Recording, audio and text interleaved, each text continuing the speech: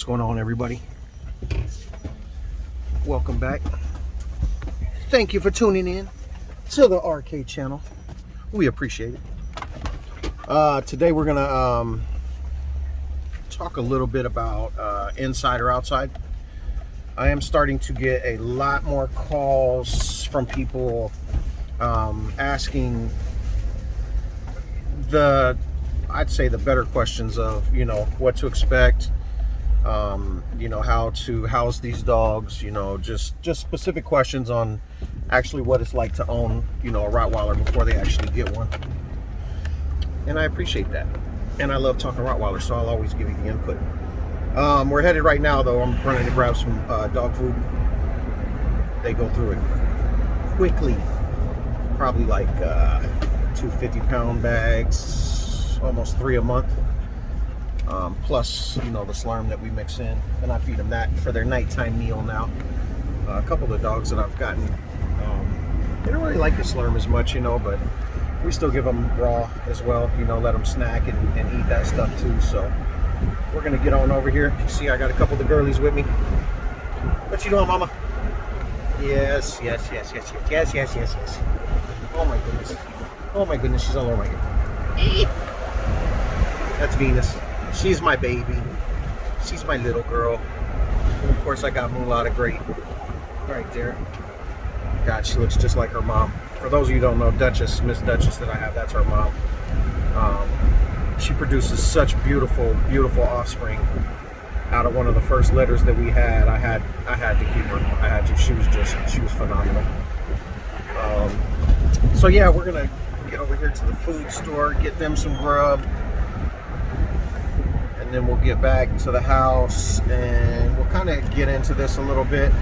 Kind of want to know what your guys' thoughts are too. You know, we'll have a couple questions for you. You know, what your opinions are, and you know, if you want to chime on in. You know, slap it in the comment box, all that good stuff. If you haven't yet, please hit that subscribe button. You know, hit the like button if you're digging any of the content, finding any value in it. You know, hit that notification bell. I love it out here. People just drive by and nod and wave and hello, and you know, you come from the big city, they couldn't, you know, they could care less whether you're on the street, you know, laid out dying, or, you know, it doesn't matter to them. They just need to get around you to get to where they're going. So it's pretty cool. I like that. But yeah, we'll get back to you guys here in a second. Maybe I'll hit you guys up when we get to the feed store and let you check that out. Really cool dude. All right, in a minute. Our food, 3 nice bags. Should last us here for a little while. You see the girls. What are you doing? Venus. Mula. Now go ahead. Where you go, mama? Huh? What are you doing, little Venus? What are you doing, Venus? She sees people. Alright, so we're going to get back to the house. And we'll go on ahead and jump into this inside-outside thing. You can see this is my little feed store here.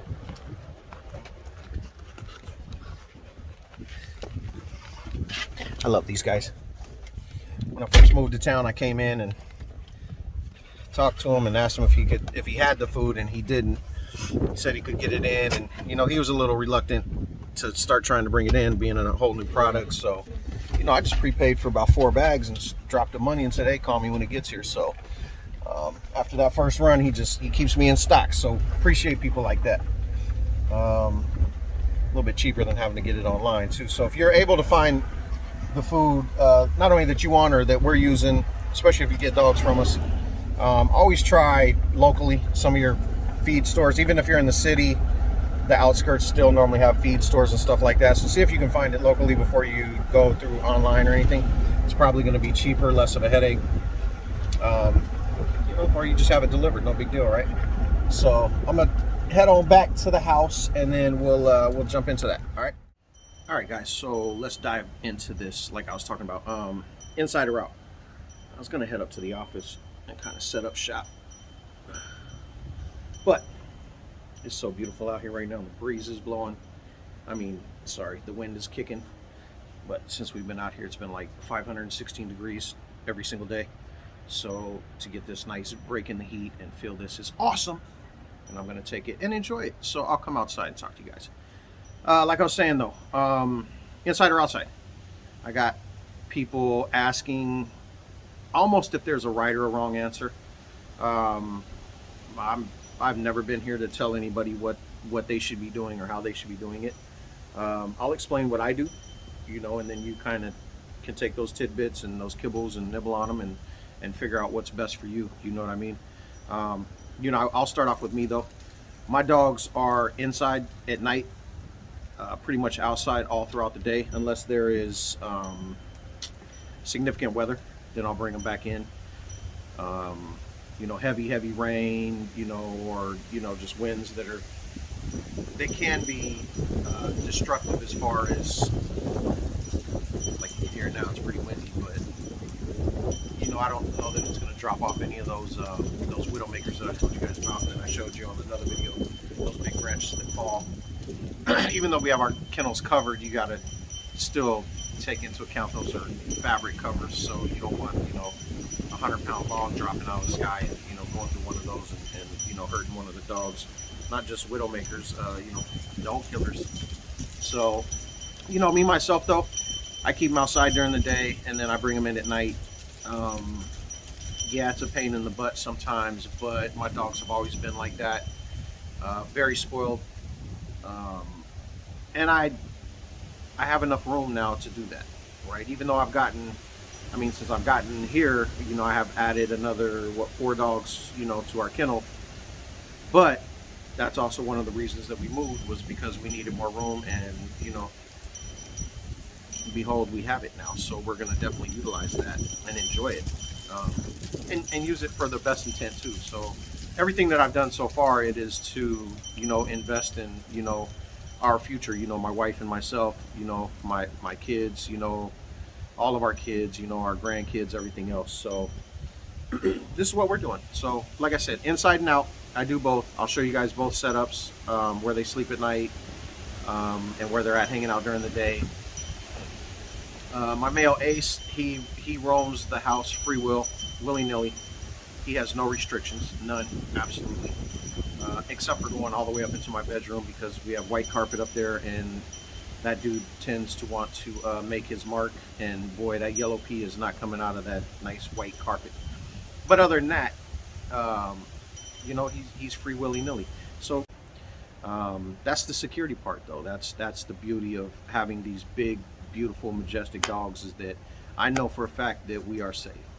When my daughters are here, I know for a fact that they're safe. I don't even have to second guess it.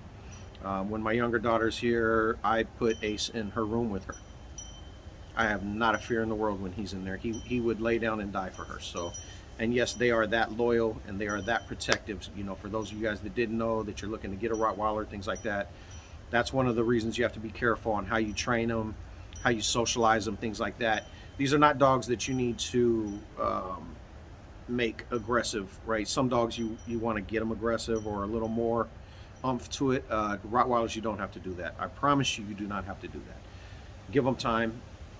Normally right around 2 years old, they develop such a sense of protection and bonding with their family that nobody's running anywhere near that house or your children or anything else. All right, so keep that in mind. But I'll go ahead and let you guys peep these out. This is, like I said, this is what I do. And when it comes to the puppies, they don't even come outside until after 6 weeks old, when they get their first shots. They don't even see the light of day. They stay in the whelping room or in the Roddy office, which you guys have seen, where I have a whole separate room for when we keep the puppies when they're in between that 4 and 9 week stage, 5 and 9 week stage. Other than that, they're in the whelping box. They're in there until they can start jumping out. Once they can do that, it's time to move them. Plus, they're really loud, so then we move them to the other place, and then it's all good, my ultimate goal, though, is to have probably a nice 30 by 60, 30 by 100 foot barn, kennels inside to where they can go in and out, with little doggy doors, basically flaps or whatever, so they can go in and out. Eventually, someday we'll get there, right? Progress, keep working, set some goals for yourself, and then inch by inch you achieve them. You don't just set a goal like that and then all of a sudden tomorrow I have a 30 by 100 sitting out there and I'm like, hey, look guys, it happened. It doesn't happen like that. So I set goals like that, and then I figure out how to inch towards that, and I keep inching towards that, right? So I'm gonna let you guys check this out. what we do, and then, you know, I'll hit you guys with a couple questions. You guys can let me know. All right. And you guys have seen the kennels before. If not, I'll show them.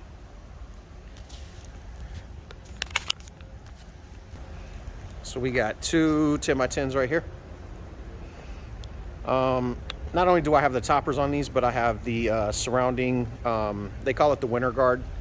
It just helps from the elements, you know, and even with the neighbors when they come out, you know, it kind of limits their vision with them because all they want to do is bark and fuss and have fun. As you can see, Miss Venus sitting there just staring at me. What, cutie pie? Oh my God, you're so pretty. Got a couple more in there. They're just lumped out laying around, you know. And then we have the originals from when we first moved in. Another two 10x10s.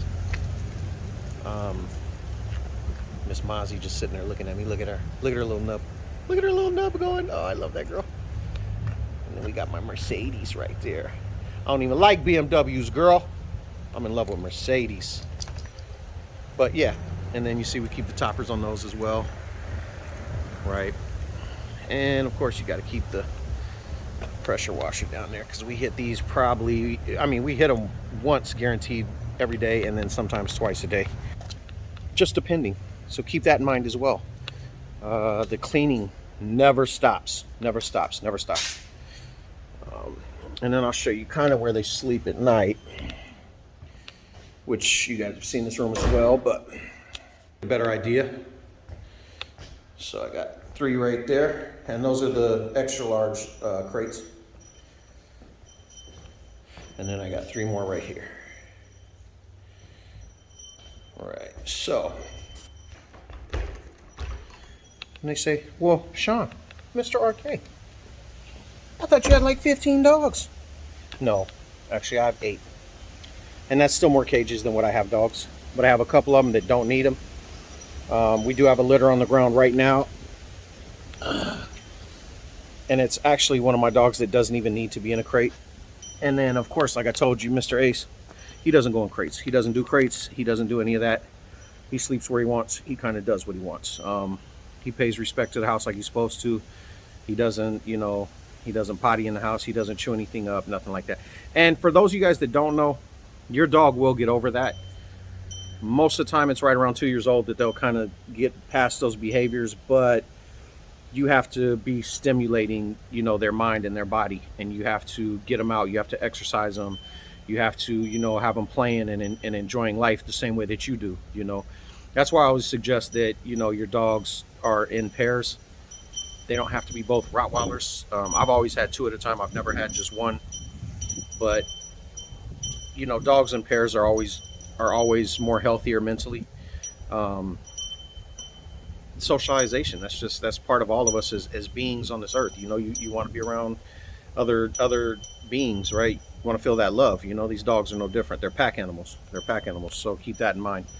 Yeah, you know, you guys let me know, you know, what do you guys think? What are your dogs, in or out? You know, do you keep them out 24/7? Do you keep them in?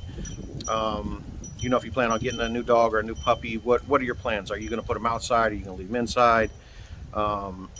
If you're leaving them outside, are you feeling guilty? You know, do you feel like you're mistreating them or something like that? You know, or are you just unsure? You know, do you have any questions and just kind of want to know, you know, more about it? You know, let me know. Throw it in the comment box. I do things my way, right? I'm not doing it everybody else's way. So I keep my dogs where I keep them because that's where the heck I want to keep them. There's nothing wrong with people that keep them outside all the time. Nothing wrong at all. These are Rottweilers. These are big, powerful, beautiful animals that can take the majority of the weather and everything that's going on, you know. Like you get that deep freeze that went through the South last year, you know, if you're living in the South and you got that deep freeze that came through, yeah, bring your dogs in, you know. I mean, you got no choice at that point, right? Back in the Midwest, you know, or even the West where I came from out in Colorado, you know, the winters, and that's why my dogs have always been inside dogs, because, you know, we came out from there and it's just too cold at night, you know, and you got to bring them in. But if you're in a state that will allow it, absolutely leave them outside. It's not going to kill them. They're fine. They'll be okay. Don't feel guilty. These dogs are far more resilient than you think. And just because they're outside in the kennel doesn't mean that they're still not living their best life. You're taking them out the kennel, You know, you're running around, you're playing with them, you're having a great time. You throw them in the car, you take them with you, go places. Trust me, they're good. They're good to go. So, you know, you guys let me know. What do you think? You know, in or out, in or out. Kind of a question that I get asked a lot, so I just wanted to give my input and let you guys know where I'm at and what my dogs do. Yes, they're spoiled rotten. It's just, it is what it is with them. Sorry, not sorry. With that, I'll leave you with this.